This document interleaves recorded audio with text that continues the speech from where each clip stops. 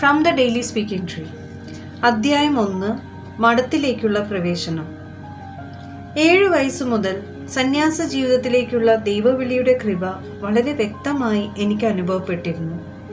ആദ്യമായി 7ാമത്തെ വയസ്സിലാണ് എൻ്റെ ആത്മാവിൽ ദൈവസ്വരം ശ്രവിച്ചത്. അതായത് കൂടുതൽ പൂർണ്ണതയുള്ള ഒരു ജീവിതത്തിലേക്കുള്ള ക്ഷണം. എന്നാൽ ഞാൻ എല്ലായ്പ്പോഴും കൃപയുടെ വിളിയോട് അനുസരണയുള്ളവളായിരുന്നില്ല. ഇക്കാര്യങ്ങൾ പറഞ്ഞു മനസ്സിലാക്കി തരാൻ പറ്റിയ ആരെയും ഞാൻ കണ്ടുമുട്ടിയതുമില്ല. എൻ്റെ 18ാം വയസ്സിൻ്റെ കാലഘട്ടം. മഠത്തിൽ ചേരുവാൻ എൻ്റെ മാതാപിതാക്കളോട് ആത്മാർത്ഥതയോടെ അനുവാദം ചോദിച്ചു. എൻ്റെ മാതാപിതാക്കൾ അതപ്പാടെ നിരസിച്ചു. ഈ തിരസ്കരണത്തിന് ശേഷം ഞാൻ കൃപയുടെ വിളിക്ക് ചെവി കൊടുക്കാതെ വ്യർത്ഥമായ ജീവിതചര്യയിലേക്ക് തിരിഞ്ഞു. എന്നാൽ ഒന്നിലും എൻ്റെ ആത്മാവ് സംതൃപ്തി കണ്ടില്ല. നിരന്തരമായ കൃപയുടെ വിളി എന്നിൽ ദുഃഖമുളവാക്കി. അതിനെ വിനോദങ്ങൾ കൊണ്ട് അമർച്ച ചെയ്യാൻ ഞാൻ ശ്രമിച്ചു. ഉള്ളിൽ ഞാൻ ദൈവത്തെ നിരാകരിച്ചു. മുഴു ഹൃദയത്തോടെ ഞാൻ സൃഷ്ടികളിലേക്ക് തിരിച്ചു.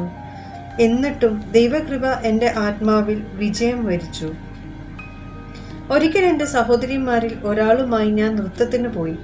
എല്ലാവരും വളരെ സന്തോഷിച്ചുകൊണ്ടിരുന്നപ്പോൾ എൻ്റെ ആത്മാവ് ഹൃദയനൊമ്പരം അനുഭവിക്കുകയായിരുന്നു. നൃത്തം ചെയ്യാൻ ആരംഭിച്ചപ്പോൾ പെട്ടെന്ന് ഞാൻ എൻ്റെ അരികിൽ ഈശോയെ കണ്ടു. വേദനയാൽ പീഡിപ്പിക്കപ്പെട്ടു, വസ്ത്രങ്ങൾ ഉരിഞ്ഞെടുക്കപ്പെട്ടു, മുറിവുകളാൽ ആവൃതനായും കാണപ്പെട്ട ഈശോ എന്നോട് ഇങ്ങനെ സംസാരിച്ചു: എത്ര നാൾ ഞാൻ നിനക്കായി കാത്തിരിക്കും? എത്ര നാൾ നീ എന്നെ ഒഴിവാക്കും? ആ നിമിഷം ഞാൻ കേട്ടുകൊണ്ടിരുന്ന മധുരഗാനം നിലച്ചു. എൻ്റെ കൂടെ ഉണ്ടായിരുന്നവരെല്ലാം എൻ്റെ കൺമുന്നിൽ നിന്ന് അപ്രത്യക്ഷയായി. ഞാനും ഈശോയും മാത്രമായി. എൻ്റെ ആത്മാവിൽ നടന്നതെല്ലാം മറയ്ക്കാൻ ഞാൻ തലവേദന അഭിനയിച്ച് എൻ്റെ പ്രിയ സഹോദരിയുടെ അരികിലിരുന്നു. കുറച്ച് സമയത്തേക്ക് ഞാൻ ആരാലും ശ്രദ്ധിക്കപ്പെടാതെ, എൻ്റെ സഹോദരി പോലും അറിയാതെ ഞാൻ പുറത്തു കടന്നു. സഹോദരിയെയും കൂട്ടുകാരെയും വിട്ടു പിരിഞ്ഞ് വിശുദ്ധ സ്റ്റാനിസ്ലോ കോസ്കയുടെ ഭദ്രാസന പള്ളിയിൽ അല്പനേരം ഇരുന്നു. പ്രഭാത രശ്മികൾ പതിച്ചു തുടങ്ങിയിരുന്നു. ഭദ്രാസന പള്ളിയിൽ വളരെ കുറച്ച് ആളുകളെ ഉണ്ടായിരുന്നുള്ളൂ. എൻ്റെ ചുറ്റും സംഭവിക്കുന്ന ഒന്നിനെക്കുറിച്ചും ശ്രദ്ധിക്കാതെ ദിവ്യകാരുണ്യത്തിന് മുൻപിൽ സാഷ്ടാംഗ പ്രണാമം ചെയ്ത് ഇനി എന്ത് ചെയ്യണമെന്ന് മനസ്സിലാക്കി തരുവാൻ ദയ തോന്നണമേ എന്ന് ഞാൻ കർത്താവിനോട് യാചിച്ചു.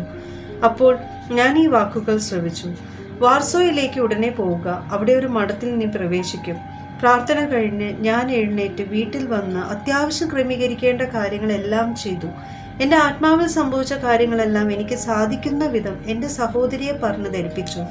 എൻ്റെ മാതാപിതാക്കളോട് യാത്ര ചോദിക്കാൻ അവളെ പറഞ്ഞ് ഏൽപ്പിച്ചിട്ട് ഞാൻ ധരിച്ചിരുന്ന വേഷത്തിൽ തന്നെ യാതൊരു വസ്തുക്കളും എടുക്കാതെ വാർസോയിലെത്തി. ട്രെയിനിൽ നിന്ന് ഇറങ്ങിയപ്പോൾ എല്ലാവരും അവരവരുടെ വഴികളിൽ പോകുന്നത് കണ്ട് ഞാൻ ഭയചകിതയായി. എന്ത് ചെയ്യണം? ആരെ ആശ്രയിക്കണം? എനിക്ക് ആരെയും പരിചയമില്ലല്ലോ. അതിനാൽ ഞാൻ ദൈവമാതാവിനോട് പറഞ്ഞു: മറിയമേ, എന്നെ നയിക്കുക, വഴി കാട്ടുക. ഉടനെ തന്നെ എൻ്റെ അന്തരാത്മാവിൽ നഗരം വിട്ടു പോകണമെന്നും അടുത്തുള്ള ഒരു ഗ്രാമത്തിൽ രാത്രി ചെലവഴിക്കാൻ സുരക്ഷിതമായ ഒരു സ്ഥലം കണ്ടെത്തുമെന്നും നിർദ്ദേശിക്കുന്നത് ഞാൻ കേട്ടു. ഞാൻ അപ്രകാരം ചെയ്തു. ദൈവമാതാവ് എന്നോട് പറഞ്ഞതുപോലെ തന്നെ എല്ലാം സംഭവിച്ചു. അടുത്ത ദിവസം അതിരാവിലെ പട്ടണത്തിലേക്ക് ഞാൻ വീണ്ടും പോയി. ഇനിയുള്ള ദൈവ തിരുമനസ് അറിയാൻ ഞാൻ അവിടെ ഇരുന്നു. പ്രാർത്ഥിക്കാൻ തുടങ്ങി. ഒരു ദിവ്യബലി കഴിഞ്ഞ് മറ്റൊന്ന് അർപ്പിക്കപ്പെട്ടുകൊണ്ടിരുന്നു. ഒരു ദിവ്യബലിയുടെ സമയത്ത് ഞാൻ ഈ വാക്കുകൾ ശ്രവിച്ചു: ആ വൈദികന്റെ, അതായത് ഫാദർ ജെയിംസ് ഡെബ്രോവെസ്കി എന്ന പള്ളിയുടെ വികാരിയുടെ അടുക്കൽ ചെല്ലുക. അദ്ദേഹത്തോട് എല്ലാ കാര്യങ്ങളും പറയുക. ഇനി എന്ത് ചെയ്യണമെന്ന് അദ്ദേഹം നിന്നെ അറിയിക്കും. ദിവ്യബലി കഴിഞ്ഞ് ഞാൻ സങ്കീർത്തിയിലേക്ക് ചെന്നു. എൻ്റെ ആത്മാവിൽ സംഭവിച്ചതെല്ലാം ഞാൻ ആ വൈദികനോട് പറഞ്ഞു.